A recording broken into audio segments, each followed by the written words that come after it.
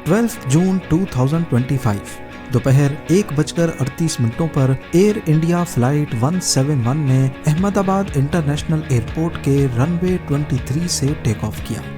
अभी plane 625 feet के altitude पे ही पहुंचा था कि एटीसी को एक मेडे की डिस्ट्रेस कॉल रिसीव होती है और उसके बाद जहाज अचानक रडार से गायब हो जाता है। कुछ सेकंड्स के बाद शहर में एक जोरदार धमाका सुनाई देता है। काले स्याह धुएं के बादल उठते हुए दिखाई देते हैं। एयर इंडिया का बोइंग 787 ड्रीम लाइनर जो 242 पैसेंजर्स के साथ लंदन जा रहा था, सीधा जा टकराया एक मेडिकल कॉलेज के हॉस्टल से, जहां स्टूडेंट्स अपनी बेख्याली में लंच करने में मसरूफ थे।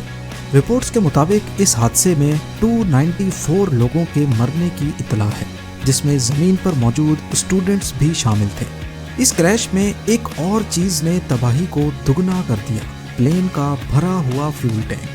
क्योंकि फ्लाइट को जाना था लंदन, जिसकी दूरी 6700 किलोमीटर से ज्यादा थी, इसीलिए प्लेन में अंदाजन 80,000 लीटर्स तक जेट फ्यूल भरा गया था। जब ये एयरक्राफ्ट हॉस्टल से टकराया तो उस फ्यूल ने पूरी बिल्डिंग को आग का गोला बना दिया। फायर ब्रिगेड के लिए भी आग को कंट्रोल करना मुश्किल हो गया, क्योंकि इतने ज्यादा फ्यूल की वजह से जो आग लगी थी, उसकी वजह से हर तरफ जलते हुए लोहे के टुकड़े गिर रहे थे। ये फ्लाइट, जिसको बोइंग 787 ड्रीम लाइनर कहा जाता है, अहमदाबाद से लंदन जा रही थी, जिसमें 230 पैसेंजर्स और 12 क्रू मेंबर्स मौजूद थे।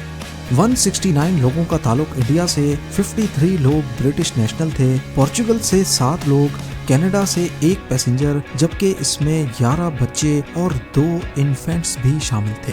कमांड लाइन में थे कैप्टन सुमीत सबरवाल और फर्स्ट ऑफिसर क्लाइव कुंदार। ये दोनों एक्सपीरियंस्ड पायलट थे, लेकिन हैरानकुन तौर पे इतनी बड़ी तबाही में भी एक जान जिंदा बच गई। इमरजेंसी एग्जिट के पास सीट नंबर 11A पे बैठा था रमेश विश्वास कुमार। उसने मीडिया को बताया कि एक जोरदार धमाका हुआ और चंद सेकंड्स के बाद हर तरफ लाशें बिखरी हुई थीं।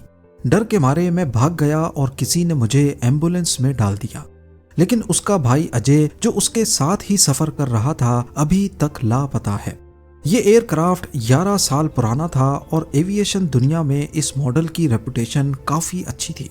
मीटियोलॉजिकल रिपोर्ट के मुताबिक उस वक्त मौसम बिल्कुल क्लियर था, कोई तूफान, बारिश या लो विजिबिलिटी नहीं थी। तो फिर सवाल उठता है कि प्लेन क्यों गिरा? क्या इंजन फेलियर हुआ या फ्यूल टैंक फट गया या कोई टेक्निकल मॉल फंक्शन? कुछ रिपोर्ट्स के मुताबिक प्लेन ने टेक ऑफ के बाद जल्दी हाइट गेन नहीं की। एक्सपर्ट्स कह रहे हैं कि इंजन ने शायद पूरी ताकत नहीं दी, जिसकी वजह से प्लेन को वो लिफ्ट नहीं मिली जो मिलनी चाहिए थी।